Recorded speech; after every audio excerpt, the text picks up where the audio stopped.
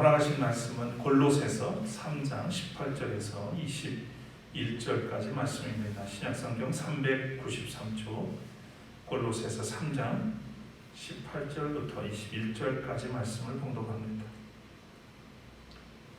아내되니 여러분 남편에게 순종하십시오. 이것이 주님 안에서 합당한 일입니다. 남편되니 여러분 아내를 사랑하십시오. 아내를 모질게 대하지 마십시오. 자녀되니 여러분 모든 일에 부모에게 복종하십시오. 이것이 주님을 기쁘시게 해드리는 일입니다. 어버이 되니 여러분 여러분의 자녀들을 격분하게 하지 마십시오. 그들의 의기를 꺾지 않아야 합니다. 이는 하나님의 말씀입니다. 하나님께 감사드립니다.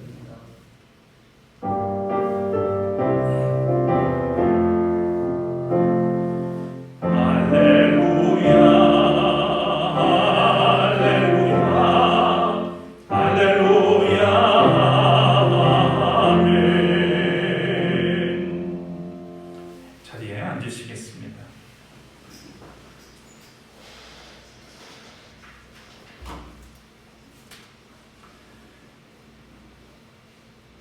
가정의 달 5월을 맞아서 우리 센터 교우들의 가정마다 화목하게 하시고 또 부유하게 하시는 주님의 은총이 함께 하시기를 빕니다. 오늘 특별히 어린이 청소년 주일을 맞아서 우리 교회 청소년들과 이 땅의 모든 자라나는 세대에게 주 안에서 더욱 아름답고 행복한 미래가 펼쳐질 수 있기를 축복합니다.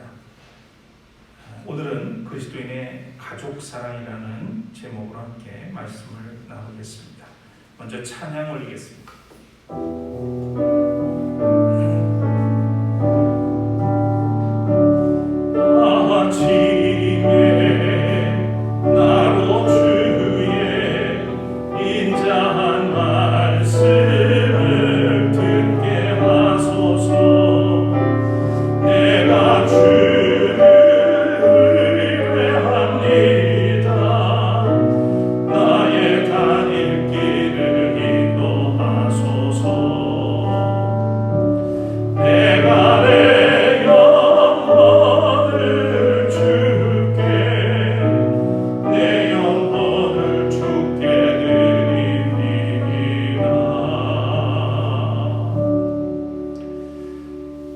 사랑의 주님, 감사합니다.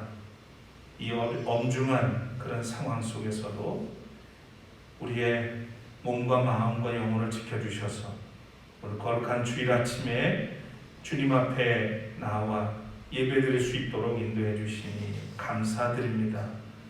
가정의 달을 맞아서 여러 가지 위기와 어려움 속에 있는 가정들이 주의 말씀을 통해서 바로 세워지고 주의 뜻을 이루는 가정들로 회복되도록 이끌어 주시기를 간절히 원합니다.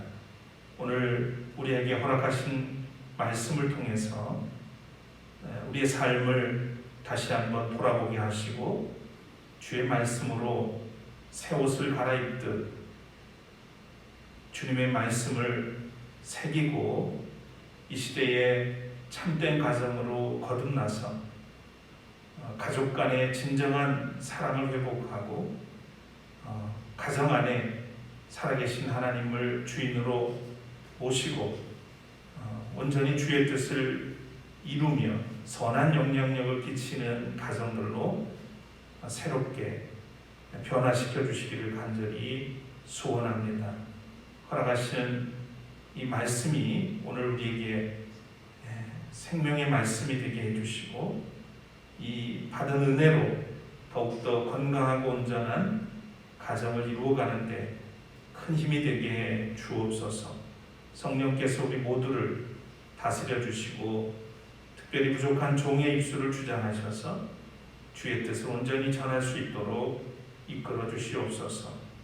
영광 돌리며 예수 그리스도 이름으로 간절히 기도드립니다. 아멘.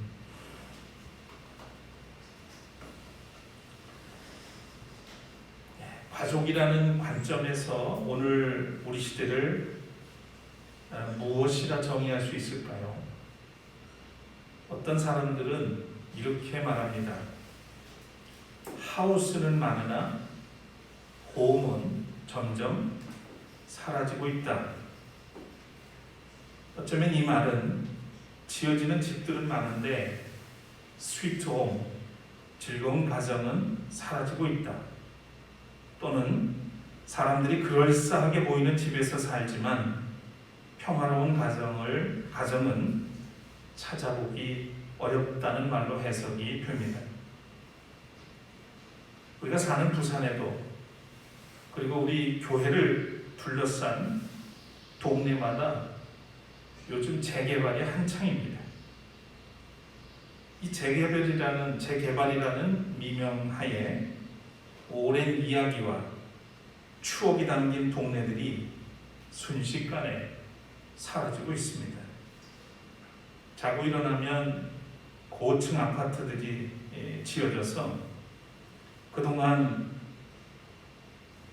아름답게 보면서 지내던 산들을 집어삼키고 사방이 가로막혀서 시야를 어둡게 하고 있죠. 고층 또는 고급 아파트에 살면 여러분 다 행복할까요? 저는 아파트에 살아본 적이 없어서 잘 모르겠는데 아마도 편리함은 있을지 모르겠으나 중요한 것은 아파트든 주택이든 좋은 하우스에 산다고 행복이 보장되는 것은 아닐 것입니다. 초등학교 2학년 어린이가 썼다는 동시를 본 적이 있습니다. 엄마가 있어서 좋다. 나를 이뻐해 주셔서. 냉장고가 있어서 좋다. 나에게 먹을 것을 주어서. 강아지가 있어서 좋다. 나와 함께 놀아주어서. 근데 아빠는 왜 있는지 모르겠다. 아빠에게 자주 꾸중을 듣고 혼나는 아이일까요? 아빠들은 서운할지 모르겠지만 아이의 눈에는 아빠가 일만 하고 또는 가족 속에서 아빠의 부재를 느끼고 있는 아이의 심정이 고스란히 담겨 있는 것 같습니다. 요즘 잘못된 가족사랑이 빚어내는 비극이 점차 늘어가고 있는 것 같습니다. 유명한 드라마 스카이 캐슬이라는 드라마 또는 펜트하우스라고 하는 이 드라마는 일부 부유층의 호화스러운 가정생활과 또 지나친 부모의 욕심 그리고 잘못된 자녀 교육을 소재로 다루어서 TV를 통해 아주 인기리에 방영된 적이 있습니다. 드라마의 속성상 과장된 부분이 있겠지만 우리의 현실이 상당 부분 반영되었다고 볼 수 있습니다. 지난주 토요일에 저는 결혼식 관계로 제 고향이 가까운 수원에 다녀왔습니다. 그곳에 간 김에 아주 오랜만에 고향 친구들과 한 2시간 만나서 이야기를 나누고 왔습니다. 그 중에는 34년 만에 중학교 때 아주 친하게 지냈던 친구를 만나서 이야기를 나누게 됐는데 교회 이야기를 하던 중에 이 친구가 자기 고등학교 선배의 아주 충격적인 이야기를 들려줬습니다. 간추리면 이 선배에게는 공부를 제법 잘하는 아들과 딸이 있었는데 이 선배가 아이들 교육에 너무 집착한 나머지 한 예로 아이들 방문에 밖에서 자물쇠를 만들어서 잠그고 그렇게 하면서까지 시간을 관리하면서 아이들 공부시켰다는 거예요. 물론 아이들의 성공을 위해서 또 서울대 합격시키겠다는 그 1년이었겠죠. 결국 아이들은 소원대로 서울대학에 차례로 입학을 했답니다. 소원 성취를 했으니 얼마나 좋았겠어요. 근데 얼마 후에 학교를 다니던 아들이 자살을 했답니다. 부모에 대한 보복인지 또는 부정인지 알 수는 없지만 안타까운 일이 일어난 것이죠. 그런데 오빠를 이어서 그 딸도 서울대학교에 진학을 했지만 얼마 후 또 자살을 하고 말았답니다. 얼마나 참담하고 충격스러운 일입니까? 그런데 친구가 더욱 놀란 것이 또 있었습니다. 그렇게 자녀 둘을 잃은 그 선배가 몇 해가 지나지 않아서 목사가 되었다는 소식을 받은 겁니다. 그리고 지금 서울 근교에서 목회를 하고 있다는 이야기를 들려주었습니다. 제 친구가 하는 말이 어떻게 이 선배를 이해해야 될지 나는 도무지 모르겠다. 저도 드라마에서나 보던 이야기를 실제 상황으로 듣고 나서 너무너무 안타깝기도 하고 얼마나 또 놀랐는지 모릅니다. 친구의 선배에 관한 이 상황과 과정을 모두 알 수는 없지만 적어도 부모의 지나친 욕심과 자녀에 대한 잘못된 사랑이 빚어낸 비극이 아닐 수 없다는 생각이 듭니다. 이 가정이 본래 기독교 가정이었는지 아니면 부모가 자녀를 잃은 후에 신앙생활을 시작했는지 저는 모릅니다. 이분이 지금 하나님과 자녀들을 기억하고 참회와 속죄의 심정으로 목회를 하고 있는지는 모르겠으나 진정으로 변화되었기를 기도하게 되더라고요.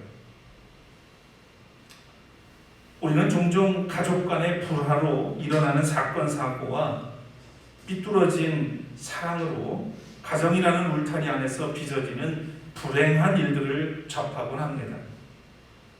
특히 코로나 팬데믹의 장기화로 서로가 예민해지고 정서적으로 압박감을 갖기도 합니다. 그래서 가족 간의 평화를 유지하기가 그리 쉽지가 않습니다. 하지만 이럴 때일수록 그리스도인의 가정에서는 가족 간에 서로 배려하고 존중하는 품격과 또 서로의 감정과 마음을 읽어주는 그런 너그러움을 잃지 않도록 힘써야 하겠습니다. 그런데 이 일은 우리가 경험을 통해서 알지만 의지만으로는 어렵다는 것이죠. 그래서 우리는 성서를 통해서 올바른 가족 사랑의 원리도 배워야 하겠고 또 성령의 다스림을 받을 필요가 있겠습니다. 우리가 먼저 기억할 것은 가족이라는 주제가 창세기부터 요한계시로 성서 전체를 관통하고 있다는 겁니다. 그만큼 중요하다는 뜻이겠죠. 구약성서를 보면 만물의 시작과 함께 하나님께서 세우신 가정의 원형이 나옵니다. 남편인 아담과 아내인 하와로 구성된 가정이죠. 서로에 대한 사랑으로 충만한 아름다운 가정이었지만 죄가 들어온 이후에 이 가정의 원형은 깨지고 분열되고 맙니다. 하나님은 세상에 인간의 죄가 만연하여 심판할 수밖에 없는 그런 상황에 이르자 노아 가족을 중심으로 구원의 역사를 이루어 갑니다. 이어서 아브라함과 이삭과 야곱의 가족 역사로 이스라엘 민족 공동체가 형성이 되죠. 이것이 창세기에 나오는 가족 이야기들입니다. 출애굽기 20장에 가면 이스라엘 백성들이 애굽에서 해방이 돼서 광야를 지나가던 중에 모세가 하나님의 부르심을 받고 받은 10계명, 그 중에 5번째 계명에서 하나님은 내 부모를 공경하라 하는 말씀으로 부모와 자식 간의 관계 법칙을 명합니다. 그리고 간음하지 말라는 말씀으로 부부가 실천해야 할 윤리적 요구를 명하셨습니다. 이 밖에도 구약에는 롯의 가족사, 또 다윗의 가족사, 솔로몬의 가족사 등을 통해서 가정이 하나님 앞에서 어떻게 세워져야 하는지, 또 그 중요성을 강조하는 이야기들을 우리가 만나게 됩니다. 신약에서는 적어도 우리는 마리아와 요셉을 중심으로 한 예수님의 가족 이야기, 그리고 예수님의 친구였던 나사로 가족 이야기, 또 고넬료의 가족 아굴라와 브리스길라 부부 이야기도 만나게 되죠. 사도행전에서는 최초의 교회가 가정들이 모여서 가정들을 중심으로 세워졌고, 또 교회는 성령 안에서 아빠, 아버지라고 부르는 영적인 가족임을 강조하기도 합니다. 이렇게 성서는 한 가족의 탄생으로 시작해서 교회라는 하나님의 영적 가족 이야기로 일관되어 있습니다. 오늘 본문의 말씀은 사도 바울이 그리스도인의 가정에서 가족 간에 형성해야 할 사랑의 관계 원리를 제시하는 부분입니다. 에베소서 5장 21절 이하에도 같은 내용으로 전하고 있죠. 그리스도를 통해서 새 사람이 된 사람은 먼저 가족 사랑이 남달라야 한다는 점을 반복해서 강조한 것으로 보입니다. 바울이 이처럼 강조한 이유가 있습니다. 그것은 첫째, 가족이 화평한 것, 가족이 화평한 것이 하나님의 뜻이요, 하나님의 창조하신, 하나님이 창조하신 가정의 본질과 형상을 회복하는 일이기 때문입니다. 두 번째로 강조한 이유는 가족이 화평해야 사람들에게 본이 되고 경건의 능력을 발휘해서 복음을 전할 수 있다고 믿었기 때문이겠어요. 세 번째는 화평한 가정이 교회 공동체의 원형이요 하나님 나라의 모형이기 때문입니다. 본문에서 부부간의 관계, 또 자녀와 부모의 관계를 다루었고요. 우리가 읽진 않았지만 그 이후에 종과 주인의 관계에 관해서 지침이 나옵니다. 이 모든 관계에서 공통적인 관계 원리가 한 가지 있습니다. 그것은 먼저 주 안에서 사랑하라는 겁니다. 주 안에서 사랑하라. 주 안에서라는 말이 오늘 본문에 여러 번 반복이 되는데요. 이것은 주님이 우리를 사랑한 것처럼, 그리고 우리가 주님을 대하듯이 사랑하라는 의미입니다. 이 원리의 적용은 주후 1세기에 국한된 것이 아니고 가고 오는 모든 세대의 그리스도인에게 적용해야 할 사랑의 관계 원리요, 또 가족 사랑의 표본이라 할 수 있을 겁니다. 바울은 골로새서 3장에서 그리스도와 함께 사는 사람은 성령으로 인격이 변화되고 그 영적 성숙함은 사랑의 행위로 나타나게 된다고 보았습니다. 그리고 이 사랑은 가장 먼저 가정에서, 가족과의 관계에서 이루어져야 하는데, 그것은 먼저 부부의 관계이고 그 다음은 부모와 자녀의 관계에서 사랑으로 나타나야 된다고 했습니다. 자, 첫 번째 부부 관계의 원리인데요. 아내는 남편에게 순종하는 것이 합당하고 남편은 아내를 사랑하고 모질게 대하지 말라고 합니다.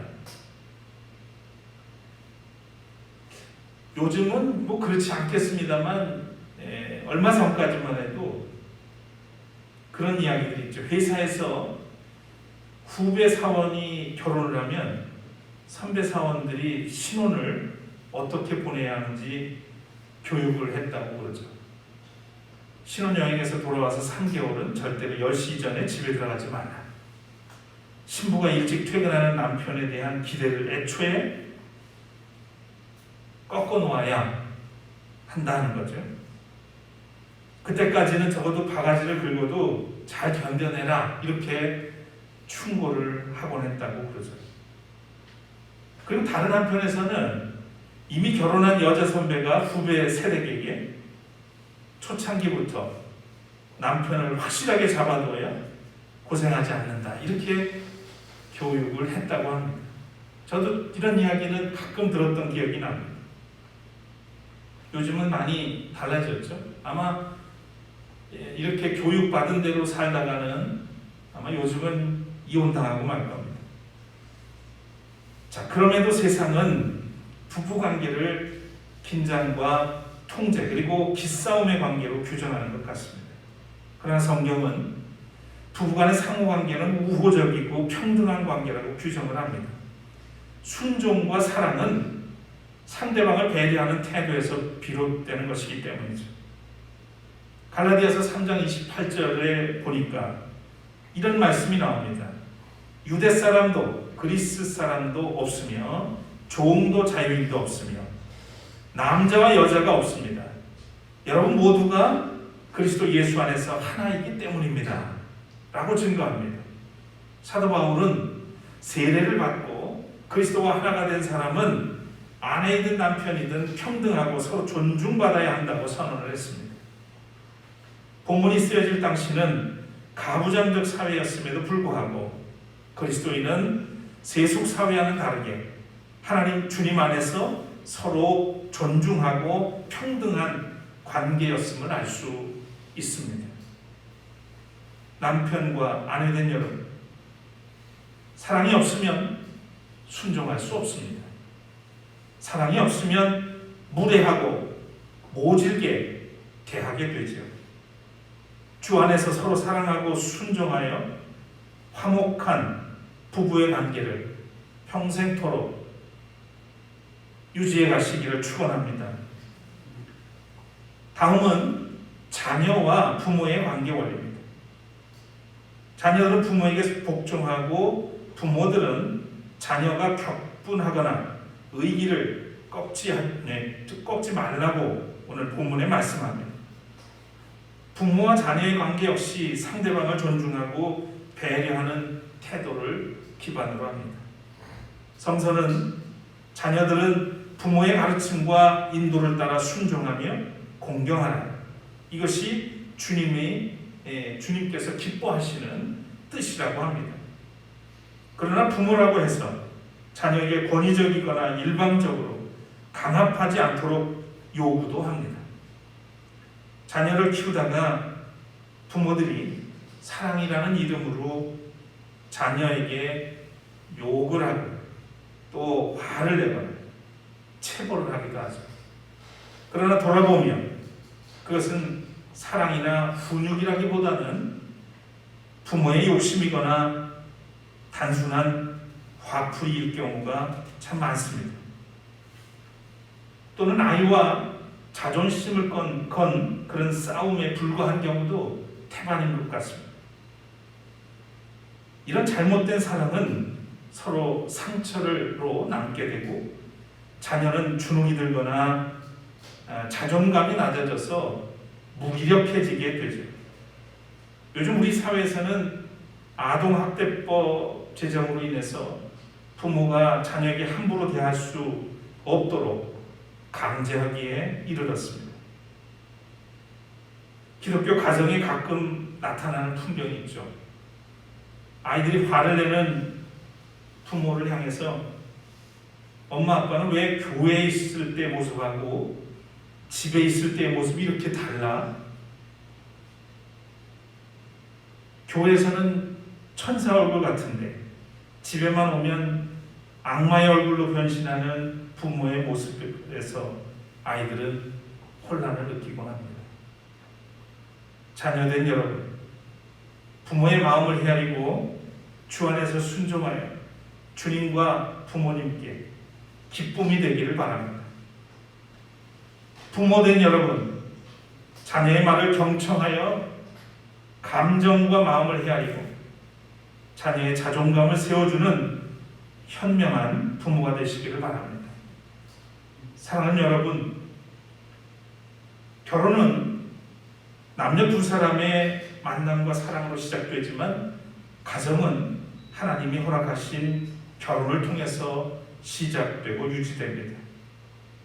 결혼은 사랑의 의지와 언약으로 가능하지만 행복한 가정은 정원사가 정원을 가꾸는 것처럼 관심과 존중과 책임이라는 사랑의 기술로 세워가는 것이죠.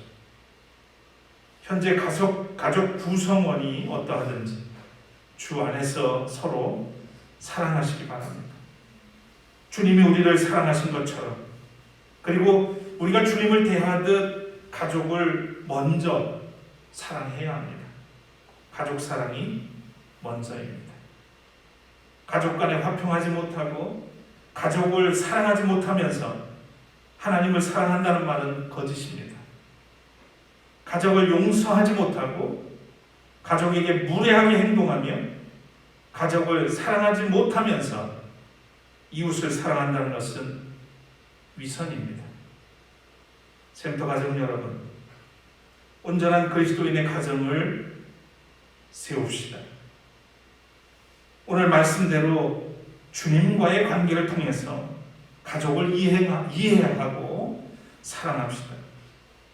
서로에게 진심으로 관심을 가지고 존중하며 책임을 다하여 화목한 가정, 주님의 기쁨이 되는 가정, 세상에 거룩한 영향력을 끼치는 복된 가정을 이루시기를 축복합니다. 오늘 말씀 새기면서